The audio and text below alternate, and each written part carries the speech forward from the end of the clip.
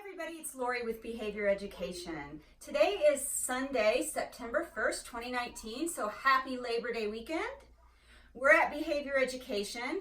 I'm here to talk about TC for this week's episode of Super Dwarf Sunday.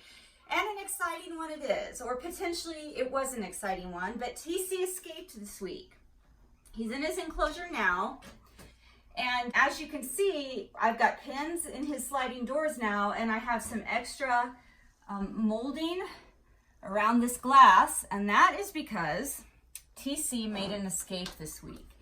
And unfortunately, the day he escaped, I wasn't here. And so while I normally check on the snakes about every hour because I work full-time here at the equine sanctuary and I'm here almost 24/7, my parents were about to leave from Colorado to go back to Illinois, and I spent the day and evening with them.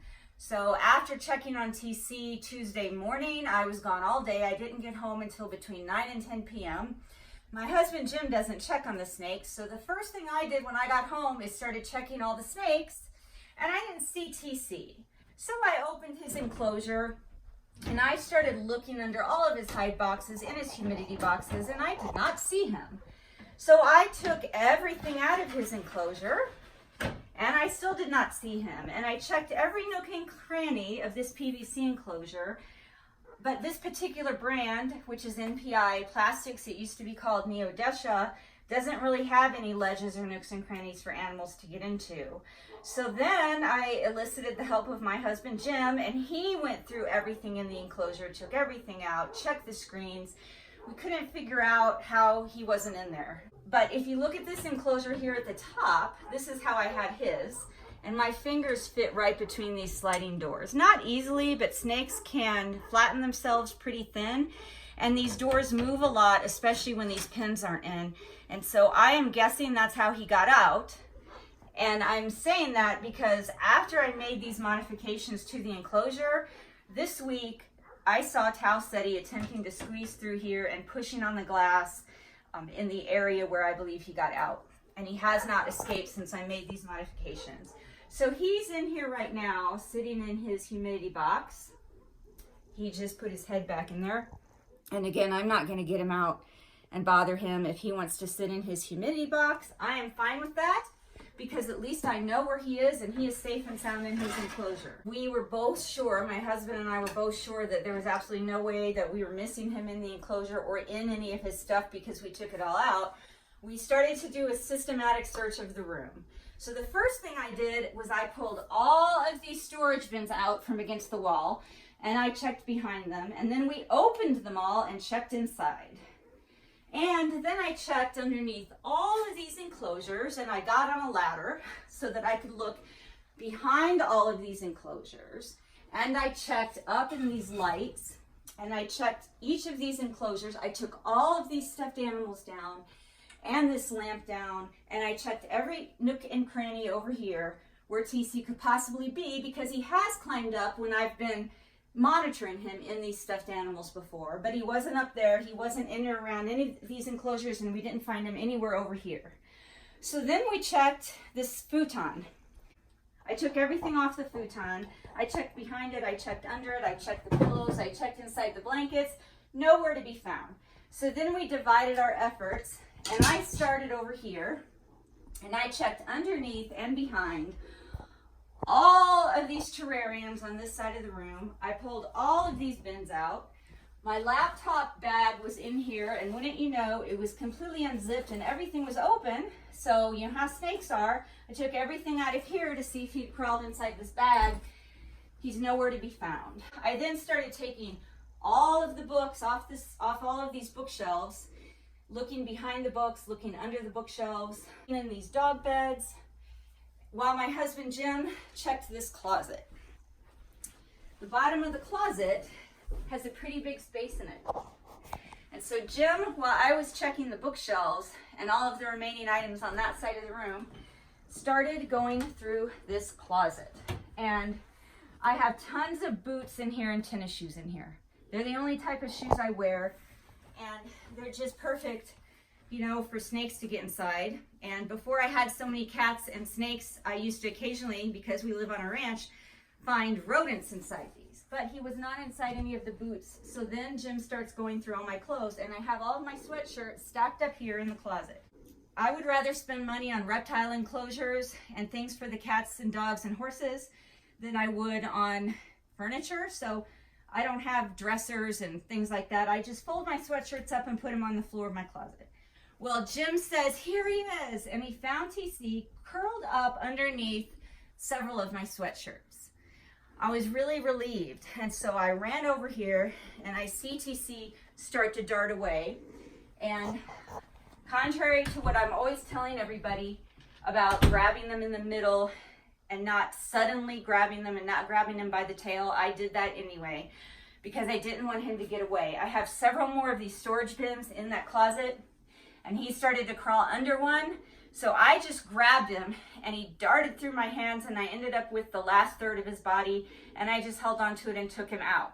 Now, the good thing is he didn't bite me or hiss at me or strike at me. Once I had him, he was fine, but I am quite sure I used up a large bank of my trust account when I did that, because I just grabbed him abruptly and I yanked him out once he already had started crawling off underneath the bin. So I got him out, I checked him over, he was fine.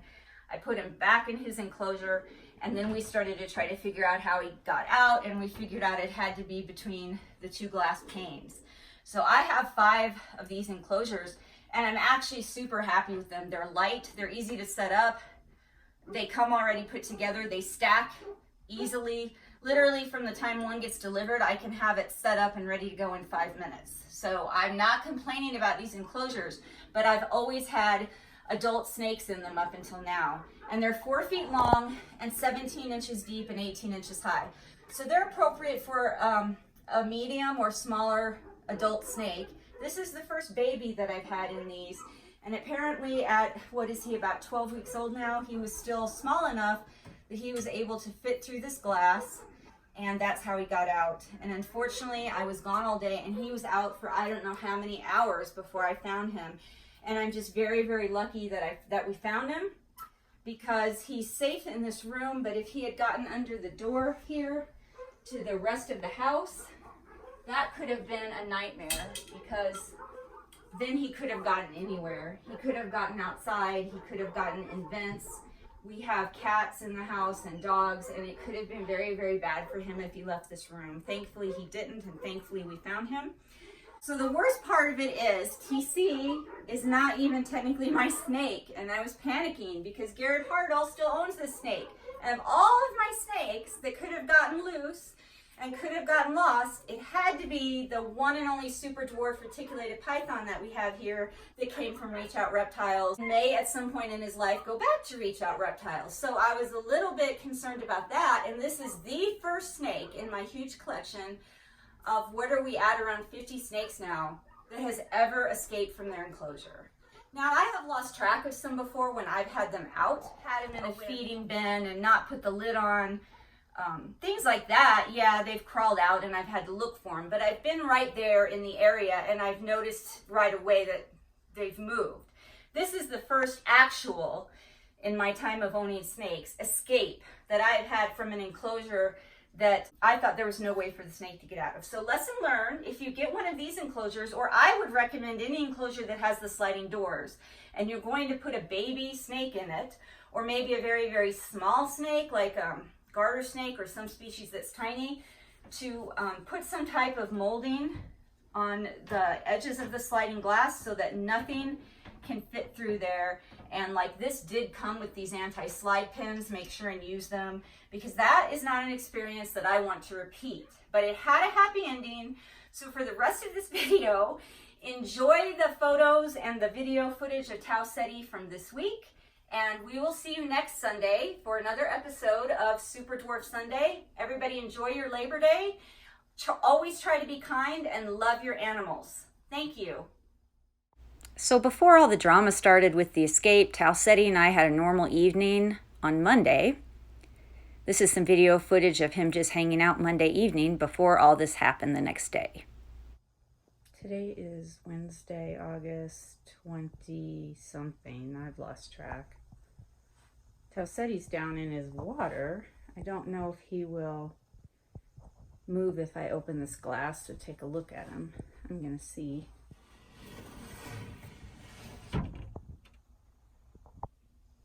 What are you doing? Are you swimming?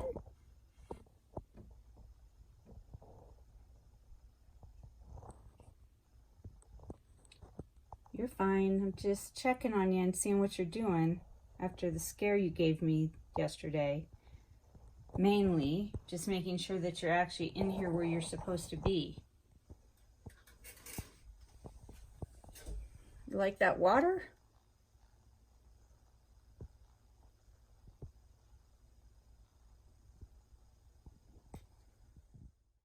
Tau Ceti really does seem to like it in the water. I find him sitting in his water a lot, and oftentimes, even when I find him not in his water, if I take him out or I look at him closely, he's got water droplets on him.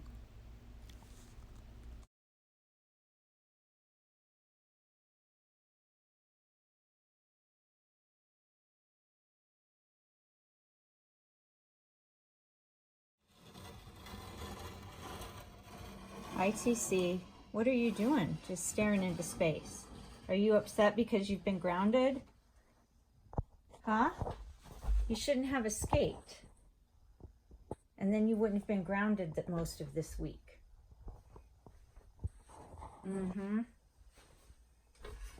What are you up to right now? I'm not going to grab you. I only did that because you were loose. I was afraid for your safety. I know. I burned up some of our trust account doing that, but at least you're safely back inside your enclosure.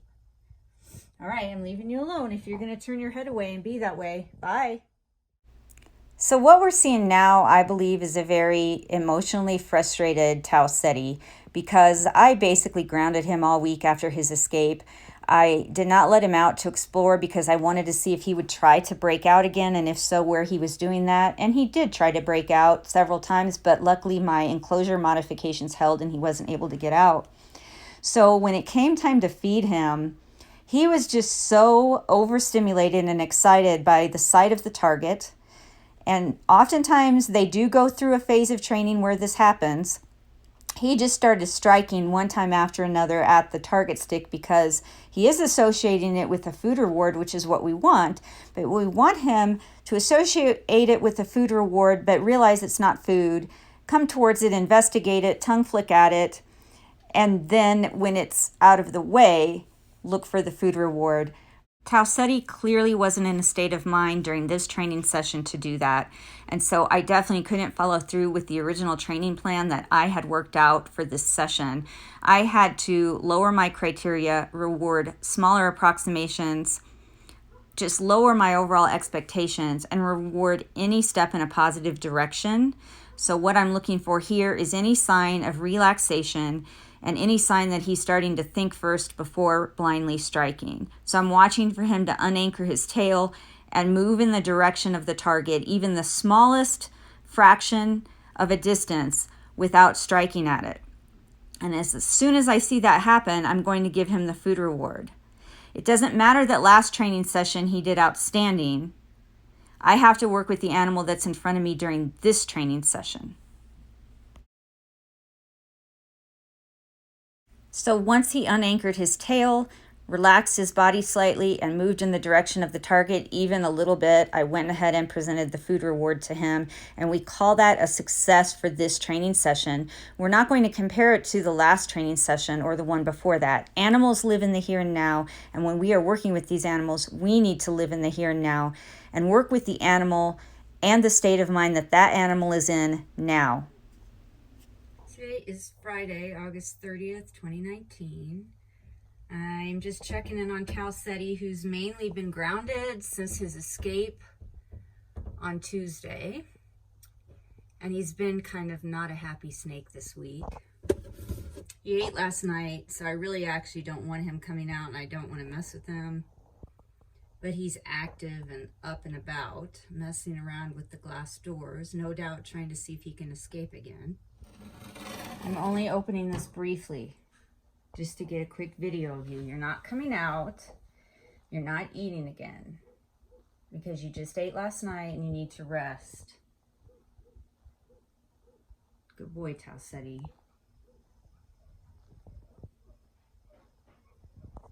All right, that's it. That's your breath of fresh air for tonight because you're grounded. Plus, you have to rest your tummy. Rest and digest. No, you're not coming out. I'm locking you in. It is Saturday night late on August 31st, 2019. I'm just taking a look at where Tau Ceti is. He's draped out across one of his PVC perches and his shelf, the far end of his enclosure.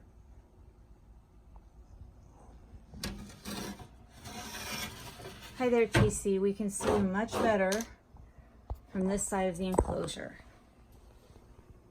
How are you doing tonight? You look like you're comfortable up there, perched or draped across a couple of your enclosure furnishings. We've had a successful week since the escape on Tuesday, and since I made modifications to the enclosure to prevent further escapes. We have not had any escapes, although I have seen TC trying to push the sliding doors and trying to squeeze between the two glass sliding doors. He's now unable to.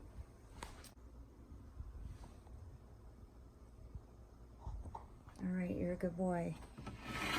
So the modifications that I made to the enclosure so he can't get out are, you can see that this is what the enclosure looked like before, just these glass. And this is, I'm sure, how he got out, because my fingers can squeeze between these panes of glass and they move back and forth quite a bit. And then I didn't have the stoppers in that keep the doors from sliding, and so that even creates more movement. So since he escaped Tuesday, I siliconed on these black pieces of plastic edging on both doors, and he is now unable to move the doors laterally, and he's unable to squeeze between the two glass sliding doors. And I'm now keeping these pins in all the time except when I need to open the enclosure, and so that keeps the doors from sliding at all. They won't slide open with those pins in. So since I made those two modifications, Tau Ceti has not escaped, although he's tried, and he's been a little emotional this week because of the frustration of expecting an outcome and not getting it after several attempts.